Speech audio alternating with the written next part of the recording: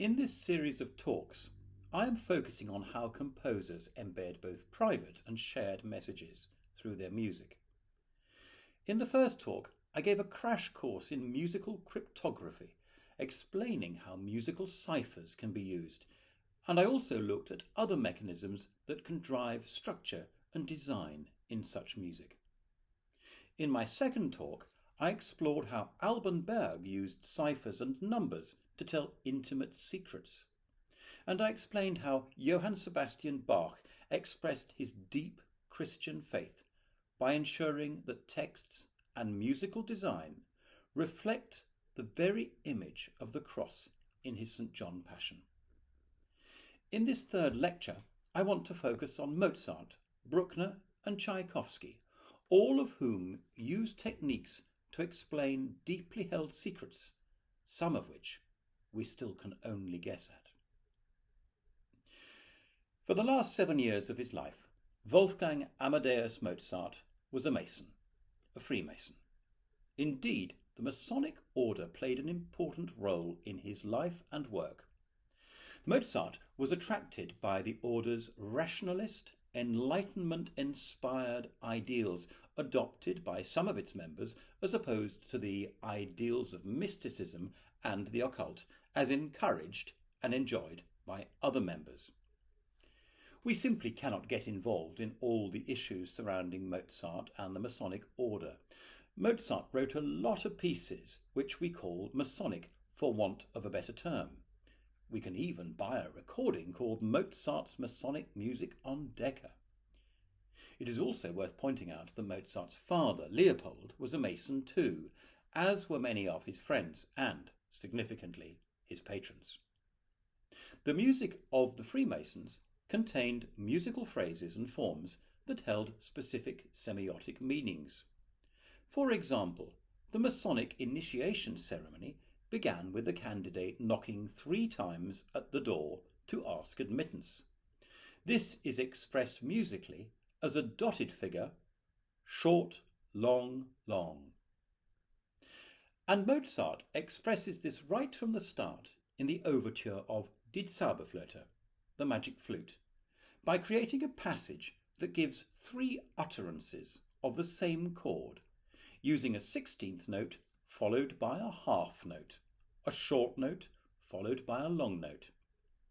It is in E-flat major, a key of significance, which we will come to later.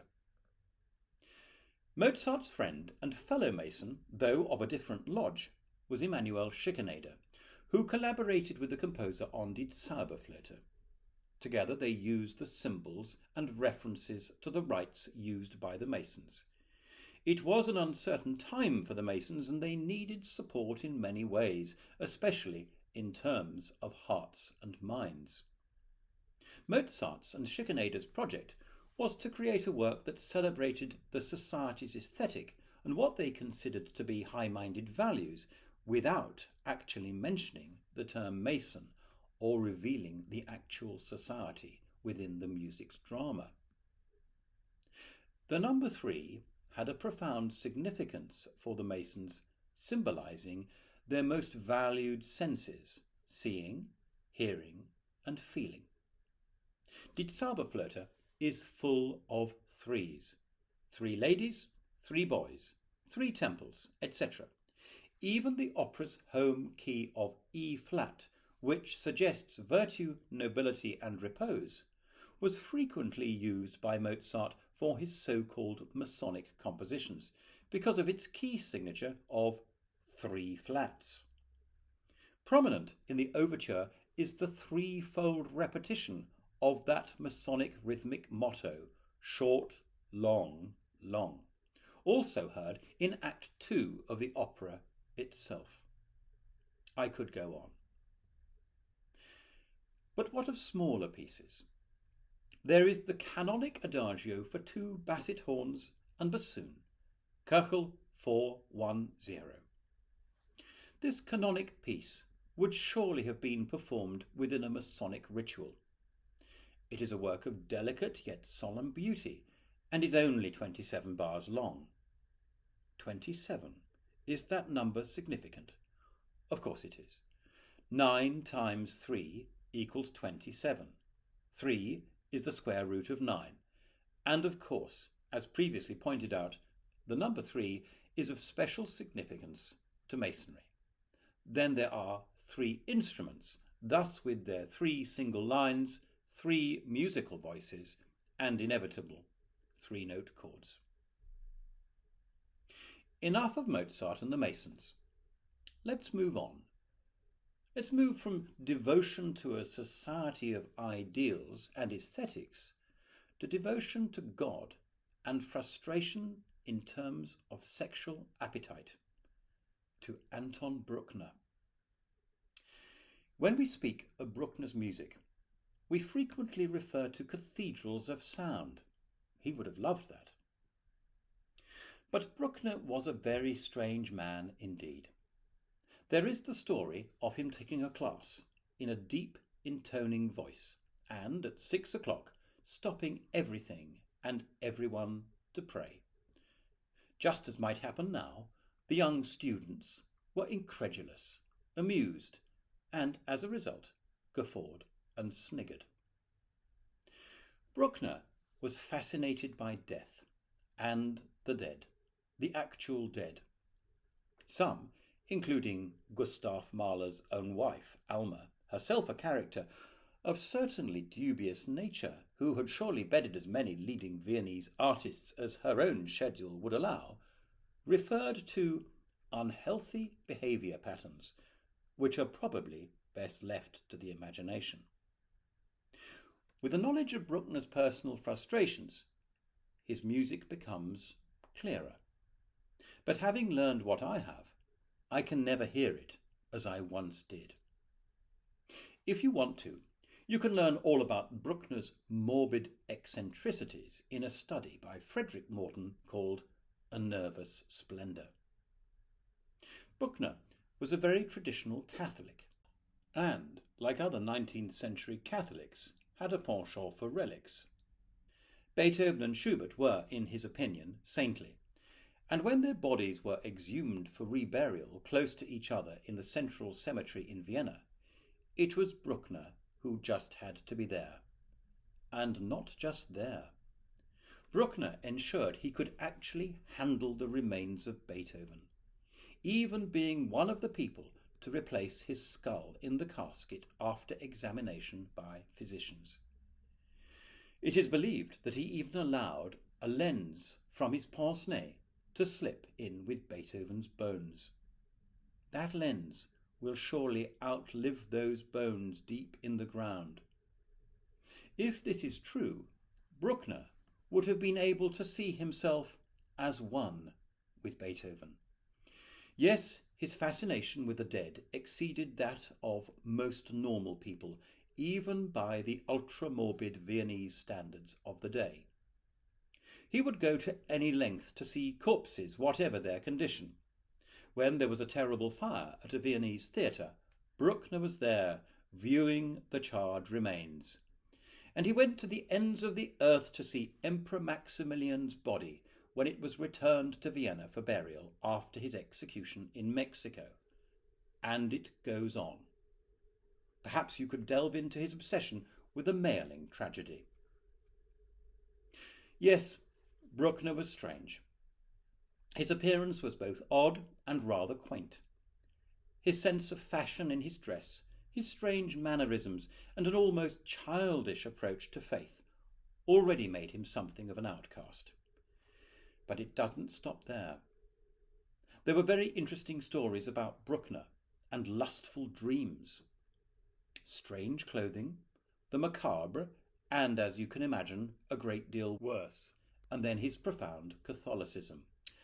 Oh dear, they just don't really mix, and inevitable frustrations will manifest themselves, all inevitably revealed within his music and the symbolism of his music. Have you ever wondered why most of Bruckner's musical climaxes rarely reach a point of exhilaration, generally returning to a tranquil passage of almost seemingly disturbed contemplation, and when the climaxes do reach their apotheosis, It is in an exultant key, something like C major, that alludes to the majesty of God. Let us take one of many great moments from the third movement, the Adagio, of what is arguably his greatest and most glorious symphony, his eighth. If we are able to refer to the printed musical score, we can start around figure R of that Adagio, with a climax leading to yet another calm at figure T, only a dozen bars before the great climactic apotheosis, with a magnificent chord of B-flat major, as opposed to the far darker home key of D-flat major, where the movement begins and ends. What is important about this? Well, for Bruckner, light is associated with lux sancta, the holy light of salvation. For him, darkness has implications of immorality, lust, evil, and damnation. In this passage, the spiritual character of Bruckner's yearnings appears to be confirmed yet again. But it is surely a spiritual yearning built on emotions of personal shame and frustration. Again, in the mighty eighth's finale, just as we are about to witness another climax, we return to, in Bruckner's own words, the Annunciation of Death theme. Symbolism in Bruckner is found in keys, in mighty structures, in gestures, in the way harmony is employed, and the way we can disseminate his own personal situation together with the world he was surrounded by and the higher world he aspired to but could not personally attain in his lifetime. Pytor Tchaikovsky was a homosexual at a time when homosexuality was considered an actual deformity as well as a criminal offence. In Russia, the word for homosexual is remarkably similar, gomosexualist, and that would have been the 19th century term used for what we now call LGBT. Writer and critic Susan McClary says, "As a homosexual in a world of patriarchally enforced heterosexuality, his behaviour was always being judged against cultural models of, in inverted commas, real men." Tchaikovsky and Bruckner were so different, and yet similar in that they shared such dreadfully profound personal angst. Tchaikovsky's letters reveal the most incredible personal thoughts, passionate thoughts of lust and desire. Yes, he did marry one of his former composition students, Antonina, and he remained married, though he and his wife could only stomach less than a week of wedded bliss, and by the end of that week Tchaikovsky was literally insane. Of the kiss at their wedding, Tchaikovsky said, "Then a kind of pain gripped my heart." It did not help that Antonina was deeply unstable. The composer said, "Everything I can't stand in my wife derives from her belonging to a completely weird family." Throughout her life, she had numerous affairs and 3 children by other men. It should be noted that Tchaikovsky had a long-standing relationship with yet another woman. She was Nadezhda von Meck, his patron. She supported him financially, allowing him the time to compose. They corresponded copiously, but incredibly, they were never to actually meet. In an illuminating letter to her, the composer wrote, "To pretend to the end of one's life is the highest torment. I was in the depths of despair." When we think of Tchaikovsky, we immediately think of lush, romantic Russian music, full of passion, full of vibrancy, energy and life. But his music's surface belies the truth. Tchaikovsky tells us the dark truth in his music, and in the deepest possible ways. Of his Fourth Symphony, Tchaikovsky wrote, "This is fate.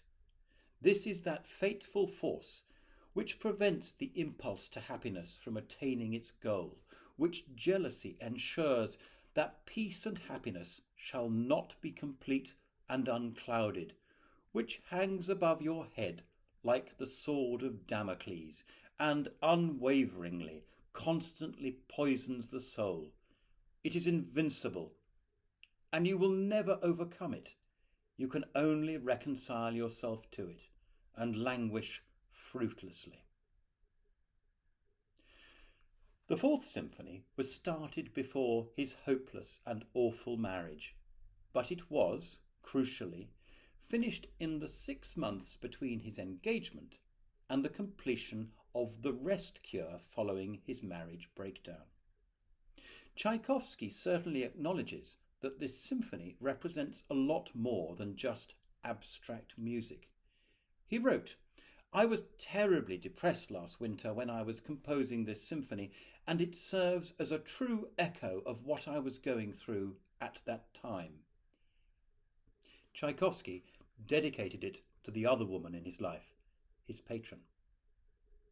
According to musicologist Timothy Jackson, the Fourth Symphony reads as a homosexual narrative. While the home key of F minor can be seen as heterosexual, there is an undertonic of E major, which, he proposes, is intended to indicate a defiant homosexual shadow world. This undertonic threatens to take over the original home key. Then there are the other keys, the A-flat/G sharp, embodying a contradiction between gay and straight. And if on a piano you look at A-flat and G sharp, they are in effect the same physical note, but we hear them differently in the context of keys. And there are more deviant homosexual tritonal deformations, most notably the contrasting keys of B major at the centre point of the F minor first movement, which forms a metaphor for the homosexual departure from heterosexual norms. The piece is written with parallel keys. Patriarchal heterosexual is represented with the conventional harmonic functions, for example, tonic and dominant, versus the deviant homosexual as represented by the use of the minor thirds and the tritone. Does all this supposition sound odd? Does it sound as if musicologists are delving too deep and discovering what isn't there? Well, in this case, probably not. It is indeed most likely that Tchaikovsky is telling the truth about himself in such a way. How else could he?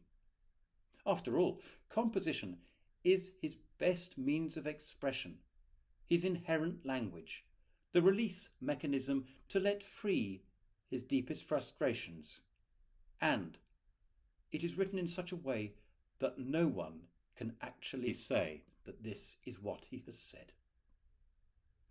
To confirm this, Tchaikovsky wrote, "There is not a note in this symphony which I did not feel deeply, and which did not serve as an echo of sincere impulses within my soul." And Tchaikovsky's strong Christian background would only have confounded his mind, as he probably did with Bruckner. In the fourth and final talk in this series, I will focus on two more recent composers, the Russian Dmitri Shostakovich and the American George Crumb. Both tell us things in their music, one through ciphers and forms, and the other through the use of visual scores that pictorially represent his ideals, even if we may not actually see this in the oral experience of listening. In the meantime, thank you for listening.